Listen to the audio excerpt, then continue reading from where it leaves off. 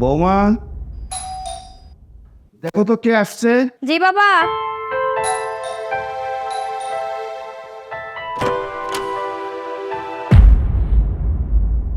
আসসালামু আলাইকুম। ওয়ালাইকুম আসসালাম। কাকে চাই? মানে বৌমা, কে আসছে? বাবা মনে হয় ময়লাওয়ালা। না না না, আমি ময়নাওয়ালা না, আমি আসলে আসছি এটা নাজবুলের বাসন। নাজমুল? আপনি কোন নাজমুলের কথা বলছেন? মানে যে নাজমুল চৌধুরী। ও, নাজমুল চৌধুরী আপনার কি হয়? আমি ওর ছোটবেলার বন্ধু। বাল্যকালের বন্ধু? কি হলো বৌমা? বাবা, একটা লোক আপনার কথা জিজ্ঞেস করতেছে। ওনার নাম কি জিজ্ঞাসা করো তো। আচ্ছা, আপনার নাম কি? আমার নাম মোহাম্মদ ফিরোজ আলম। ফিরোজ আলম? বাবা, ওনার নাম হচ্ছে ফিরোজ আলম। উনি নাকি আপনার বাল্যকালের বন্ধু। ও ফিরোজ আলম, তাড়াতাড়ি নিয়ে এসো। আচ্ছা, ও ঠিক আছে, আসেন ভিতরে আসেন।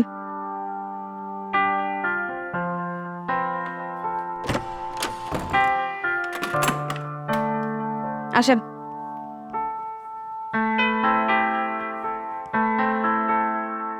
আরে হ্যাঁ কিন্তু হ্যাঁ, কেমন আছো অঙ্ক? কতদিন পরে তোমার সাথে দেখা। হ্যাঁ, গ্রামে সবাই ভালো? আলহামদুলিল্লাহ সব ঠিক আছে। রাই ফার্স্ট ক্লাস। হ্যাঁ, তুই কেমন আছিস? আমি আলহামদুলিল্লাহ খুব ভালো আছি। ব্যবস্থা আলিশান বাড়ি, শুধু তোদেরই অভাব ছিল। আজকে তুই চলে আসতো, মনটা বেড়ে গেছে। হ্যাঁ বৌমা, আমার বন্ধুর ব্যাগটা নিয়ে আসা দরকার। দাঁড়া দাঁড়া, আমি ব্যাগটা কিছুই আনিনি। ঠিক আছে তুই শোন, আগে কথা শোন। আমি বাজারে আসলাম চা টেবিল, বুঝছো? বাজারে চা পেতে আসছি, ওই চার দোকানদারের এক বন্ধু আসছে। কয় নাজমুল বন্ধু আমার, কেমন আছিস? ভিতরে বস। আরে বন্ধু এখানে এই বলতেছে, বিটুল বসতেছে, তবু এক সেকেন্ড দেরি হয়ে যাবে। বাদ করে একটা সিন দেশে তার এসে চানটা পরে দিয়ে সিনের মধ্যে তো আইসে মেইন রোডের গাড়ি চলে একেবারে বহুত করে যায়। ও ভালো কাজ করছিস, আমিও খুশি হয়েছি রে বন্ধু, আমি না খুশি করছি। দেখ কি ভালো আছিস, সব দেখে ফ্যানটা জুড়ে গেছে। আর গরিব আর তোর মনে আছে তো ছোটবেলার কথা, ওই ডাব চুরি। ওই যে পয়েস কাকা তোরা তো সব পলাই গেল। পয়েস কাকা নিচে ওই যে লাঠি নিয়ে আর হারিকেন দেয় কারা আছে। আমি তো চতুর মতো ডাব গাছ ধরে এখানে চাল্লা, কখন কাকা যায়। আচ্ছা হ্যাঁ, চাষা কে হলো ভাই চাষা রে? না রে বন্ধু, দোয়া করিস, কাকার জন্য দোয়া করিস। ভালো মানুষ ছিল খুব, আল্লাহ ব্যস্ত নসিব করো।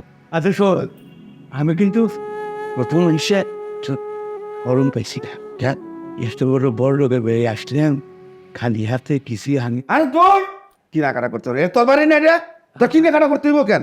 আর যদি কেনাকাটা করতেই মন চায়, বিকালে আমি কিছু টাকা দিব, যা মন চায় সব কিনে। এই বেটা, টাকা কিন্তু তোর কাছে আছে, আমার কাছে নেই। তুই মনে করছিস আমি খালি পকেটে আসছি? এখনো কিন্তু টাকা। আয় হায়, কোসে টাকা রাখে এখনো বলস নাই। বেটা তুই মনে করছিস পকেটে টাকা রাখবো? তো পকেটটা কে লেগে দিছে? চোরে গেলে লেগে দিছে, আমি এনে টাকা রাখবো, চোরে এসে ফটক করে নিয়ে যাবো, আমি হাত চাইতে পারি দিয়েছি না? অত হবে না, অত শুধু ময়েস লয়। আমি এখন কিন্তু আগের তো অনেক চালাক। বাদ দিয়ে সব কথা থাক, বৌমার সঙ্গে স্মরণ দিস। আয় থাক বৌমা, জি বাবা। আমার বন্ধুরে আমার রুমে নিয়ে যাও। আজ থেকে আমার বন্ধু আমার রুমে থাকবে। একটা সুন্দর পাঞ্জাবি দিবা, লুঙ্গি দিবা, টাওয়াল দিবা। বন্ধু গোসল টুসল করে ফ্রেশ হও। আমি একটা সুন্দর নিউজ আছে, এটা শেষ করে আছে, করতে মাত্র পড়ছেন, বুঝছস না? তুই পরের অভ্যাস এখনো যায় নাই। আচ্ছা ঠিক আছে, যা, বৌমা নিয়ে যাও। আচ্ছা বাবা। ঠিক না ও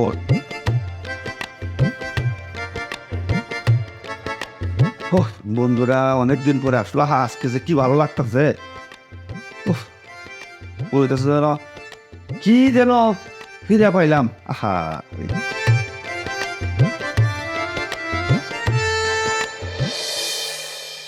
কি যে হচ্ছে বাড়িটার মধ্যে। কি মারিয়াম, কি হয়েছে তোমার? আরে কি একটা লোক আসছে, খ্যাত নোংরা কোথাকার, সে নাকি তোমার বাবার বন্ধু, তাও আবার বাল্যকালের বন্ধু। আমি দেখে তো ভাবছিলাম এটা ময়লাওয়ালা, আর এখন শুনলাম তোমার বাবার বন্ধু। এমন একটা লোক তোমার বাবার বন্ধু কিভাবে হয় আমি বুঝলাম না কিছু। মারিয়াম, তুমি যাকে ফকির বলছো বা খ্যাত বলছো, উনি হচ্ছে বাবার বাল্যবেলার বন্ধু। আর সে ফকির নয়, তার যে অর্থ সম্পদ রয়েছে তা দ্বারা তার 3 পুরুষ ভোগ করলেও শেষ হবে না। বুঝতে পেরেছো কি বলেছি? কি ওনার মতন একটা লোকের অর্থ সম্পদ আছে? হাহ, কি নোংরা পোশাক আশাক পরে আসছে, বাবা আবার তাকে জড়িয়ে ধরেছে। ছি, এমন একটা নোংরা লোককে কিভাবে জড়িয়ে ধরলো? তুমি বলতেছো তার অনেক অর্থ সম্পদ আছে, কই? তোমার বাবার বন্ধু সে গ্রাম থেকে আসছে, সে যদি এতই জমিদার হতো তাহলে তো হাতে করে একটু শাক সবজি ফল টল নিয়ে আসতো, কই তা তো নিয়ে আসলো না। ঠিক আছে, আমি বিষয়টি দেখছি আর আব্বুকে জিজ্ঞেস করব কেন সেই খ্যাত লোকটিকে জড়িয়ে ধরলো। এখন অফিস থেকে এসেছি, ক্ষুধা লেগেছে, যাও টেবিলে খাবার রেডি করো। আচ্ছা জানো ভাবি, ওই বুড়া খাটাস লোকটা, আমি আমার রুমে শুয়ে আছি, আমার রুমে উকিঝুঁকি করতেছি, কি বাজে একটা লোক। আমার বাবার বন্ধু যদি না হইতো তাকে আমি ওটা কষে একটা থাপ্পড় মারতাম। চাত তো সব কই থেকে এগুলো আসা বুঝছো না? বাবলি, একটি চর খাবি কিন্তু। কেন ভাইয়া? তোর জন্ম এই ফ্ল্যাট ঘরে, আর আমার বাবার জন্মটা একজন কৃষকের ঘরে। কখনো মানুষকে অবহেলা করবি না। কৃষক হচ্ছে দেশের সম্পদ, তাদের গায়ে মাটির গন্ধ, দুর্গন্ধ নয়।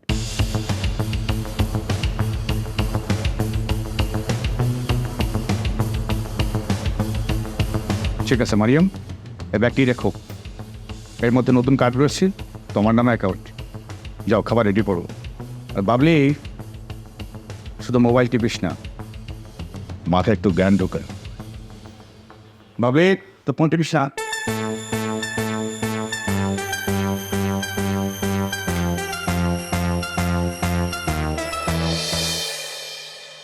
রঙ্গরসের দিন ছিল আমার একদিন, 12 ঘন্টা বয়ে এবার সন্ধ্যা হলো, পাখি উড়ে যাবার বুঝি সময় হলো আমার, পাখি উড়ে যাবার বুঝি সময় এলো। রঙ্গরসের দিন ছিল আমার একদিন, 12 ঘন্টা সময় বয়ে সন্ধ্যা এলো, পাখি উড়ে যাবার বুঝি সময় এলো। শরীরে চামড়া ছিল টান, গলা ছেড়ে গাইতাম গান, গলার আওয়াজ আমার কত দূরে গাইতো। শরীরে চামড়া ছিল টান, গলা ছেড়ে গাইতাম গান, গলার আওয়াজ আমার কত দূরে গাইতো। বন্ধু, হ্যাঁ, দেখতো, হ্যাঁ, এই যে ভিডিওটা দেখো, যদি এই গামছাড়া না থাকতো তাহলে কত সুন্দর লাগতো। হ্যাঁ, তোর এই ছোটবেলার এই ক্ষেতের আইনে এরম করে বইসা গান গাওয়ার অভ্যাসটা গেল না। না বলতো শোন শোন, আসল মতো তো গ্রামে, প্রান্ত গ্রামে, ওখানে তো সব কিছু। তাছাড়া তুই তো জানোসই, আব্বা চলে যাওয়ার পর হ্যাঁ, ওই চাকর বাকর, ক্ষেত খামারি, হাল চাষ, এগুলো নিয়েই তো আমি আছি। আর কই যাবো ক? তা ঠিক। ওদের দেখভাল করা, ওদের দেখাশোনা করা, হাল চাষ করা, গরু, হাল, নাঙ্গল, এগুলো তো আমার শখ। সবসময় ওদের সময় দিতে দিতে আমি ওদেরই হয়ে গেছি। কখন যেন ওদেরও ভালোবেসে ফেলি।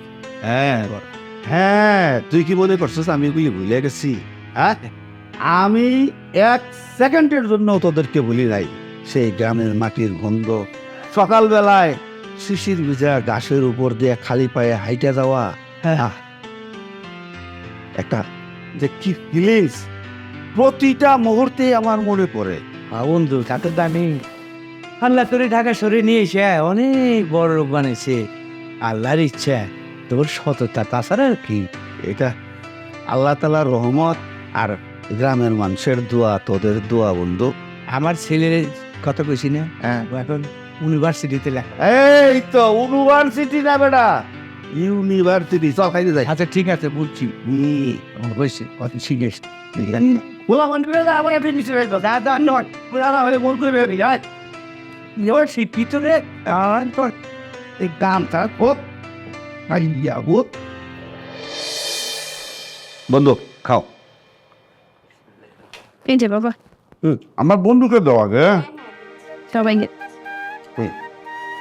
থাকতে মারিয়ে রাখলে না। আর মেয়েটাকে দাও। বোমা চামিস জাম কেন কি লাগবো ক, ও দিব উঠে। আমার ওর একটা মাছ তিনি একটা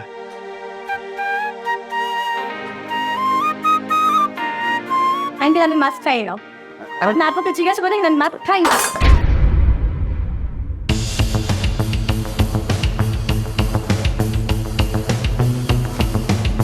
ছোট লোকের বাচ্চা যেখানে নিয়ে মেয়ে যাচ্ছে সেখানে তো আমার জানাই দিচ্ছে।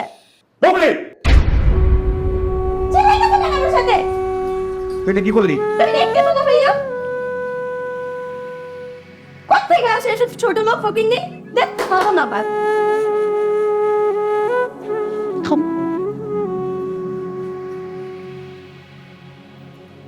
বো, আমি দেখছি।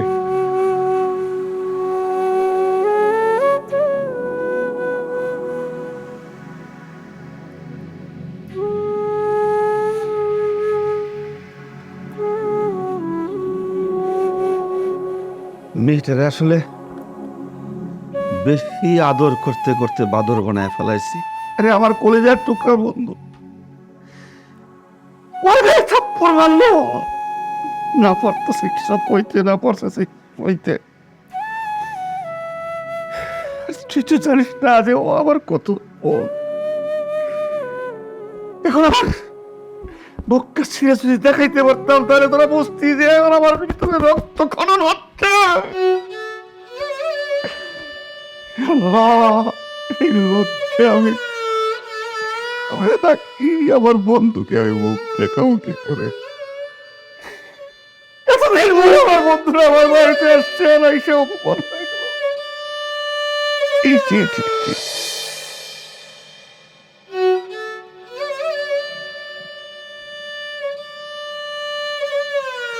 মনে হয় আমি আসলে চিন্তা করে পাইতেছিল বাস্তব কোথার থেকে শুরু করবো।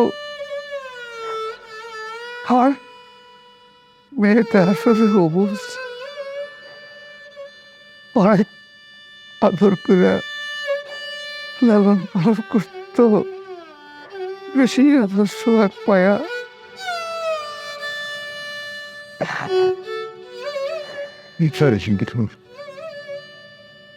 অনেক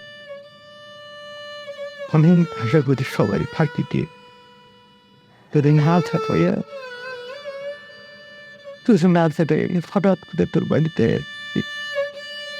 সত্যি কই এই যে তুই আমার কথা দিছিলি আমার উড়াল তোর বের গিয়া খুব আশা করে আইছিলাম বের আবার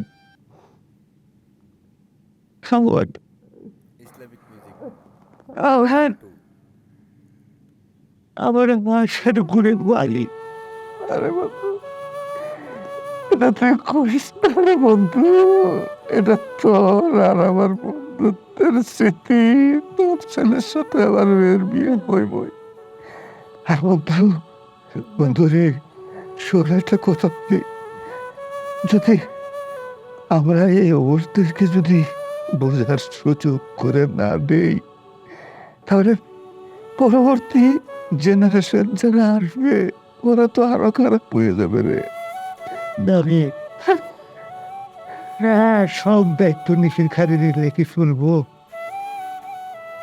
তোর মেয়েটা হওয়ার পর তোর লাগে যখন কষ্ট হইল, আমি কত আশা করছিলাম,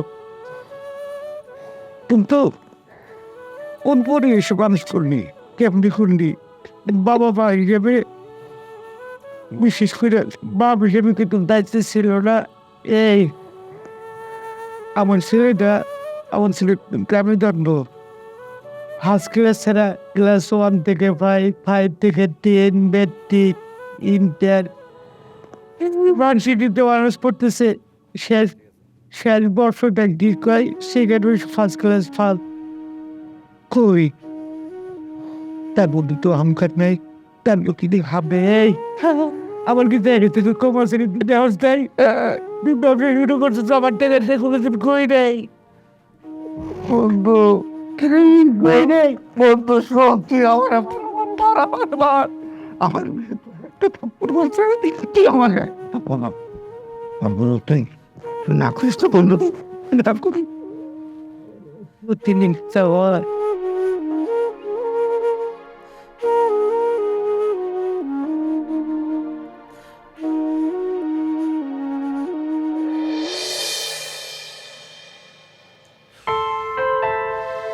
আরে তোকে যে কিভাবে আমি বুঝাবো, আসলে তোর কোনো দোষ নেই। তোর মার মৃত্যুর পর আমি তোকে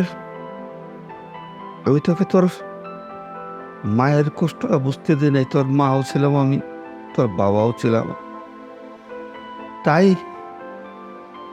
আমার এত আদর পেয়ে তুই হয়তো এই কাজটা করেছিস। সেটার দোষটা আমারই, আসলে তোর দোষ না।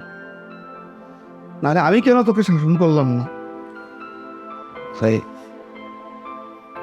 তুই যদি ওই দিন আমার বন্ধুর গালে থাপ্পড়টা না দিয়ে আমার গালে দিতি, তাহলে আমি এতটা কষ্ট পেতাম না।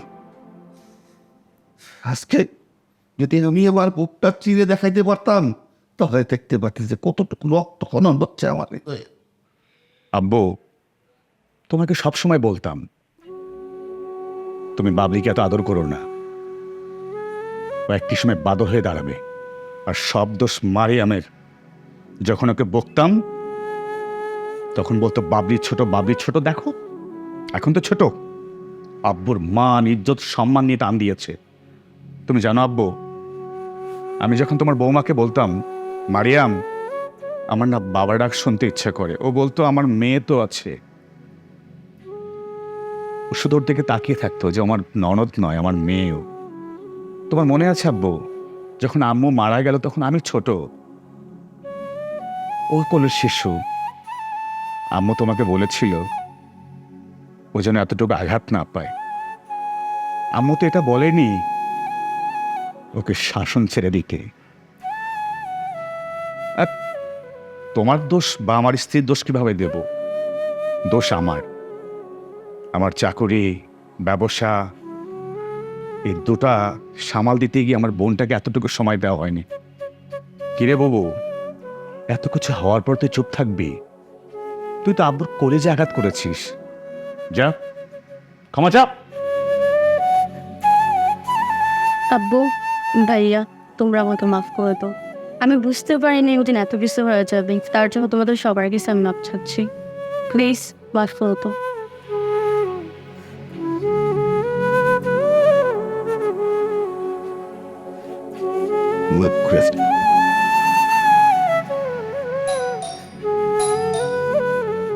ও মা, দেখা তো কে আসছি।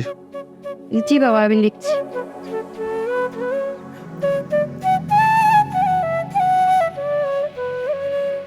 আসসালামু আলাইকুম বন্ধু। আরে বন্ধু তুমি, আসসালামু আলাইকুম, কেমন আছো বাবা? আরে বন্ধু, তুই কি মনে করেছিস আমি পালিয়ে গেছি? মোটেও না। শোন, সেদিনকে রাত্রেবেলা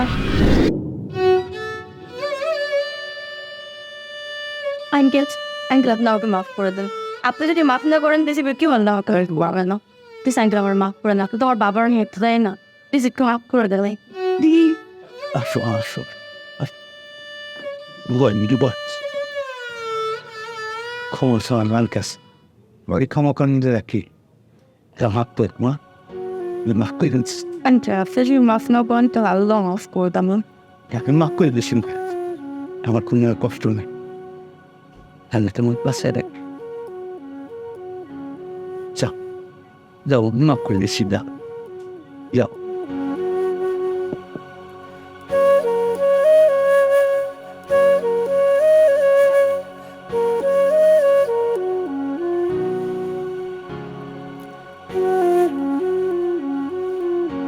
হাই রে, তোর কি দোষ রে মা? বয়সের দোষ, কিছুটা পরিবেশ। তবে তোর এই মাপ ছাওয়া আমার সিদ্ধান্তটারে করে দিচ্ছে।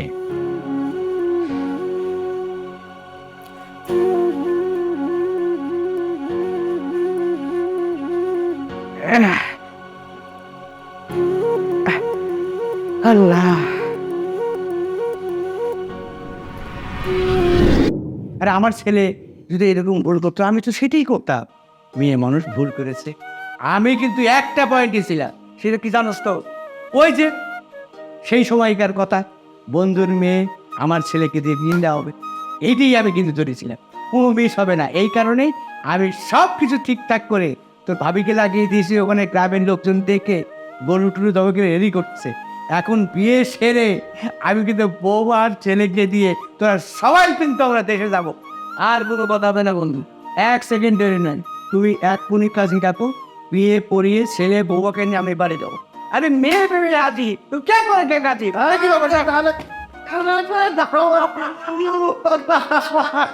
শোনো, এখন থেকে আমরা বন্ধুরা। কি বলা?